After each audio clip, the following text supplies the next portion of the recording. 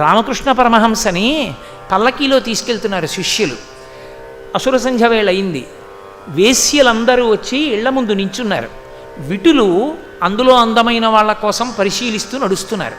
పరమహంసని శిష్యులు పల్లకీలో తీసుకెడుతున్నారు. పరమహంస అకస్మాత్తుగా పరదా తొలగించి చూశారు. ఒక వేశ్య పాదాల వంక చూశారు ఆయన. అంతే. ఆ పల్లకీలోంచి కిందకి దూకేస్తే శిష్యుల భుజాల మీద ఉన్న పల్లకీ పడిపోయి కొంతమంది శిష్యులు పడిపోయారు, మోస్తున్న వాళ్ళు. ఈయన పరిగెత్తుకుంటూ వెళ్ళిపోయి ఆ వేశ్య పాదాలు గట్టిగా కౌగలించుకుని జగదంబ జగదంబ జగదంబ అని అరిచారు. బలవంతంగా విడిపించి పల్లకీలో పడేసి తీసుకుపోయారు శిష్యులు. ఏమండి ఆనమతుందా? ఎంత అమర్యాద! ఏమిటండి ఆవిడని అలా పట్టుకున్నారు? వేశ్యని తప్పుకదు అన్నారు. ఆవిడ వేశ్య? నాకు నా తల్లి కాళికాదేవి కనపడింది. ఆ పాదముల వంక చూసినప్పుడు మా అమ్మ కనపడింది. మా అమ్మ పాదములని కౌగిలించుకున్నాను. అమ్మా, ఇన్నాళ్ళకి కనిపించాయా నీ పాదాలని? పొంగిపోయానే. ఆమె వేశ్యని నాకు తెలియదు అన్నారు ఆయన. చూసిన చూపులో దోషం ఉందా, మనసు ఎందు ఉన్నతుందా నాకు చెప్పండి. విటులు తిరుగుతున్నారు, పరమహంస తిరిగారు. ఎవరిది అభ్యున్నతి?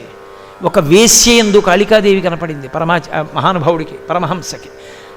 వివేకానందుడంతటి వాడికి అనుమానం వచ్చింది. ఇన్ని చెప్తారు కదా గురువుగారు, రాత్రి భార్య శారదాదేవితో కలిసి పడుకుంటారు, ఏం చేస్తారో చూస్తానని కిటికీ ఎక్కి చూశాడు పైకి.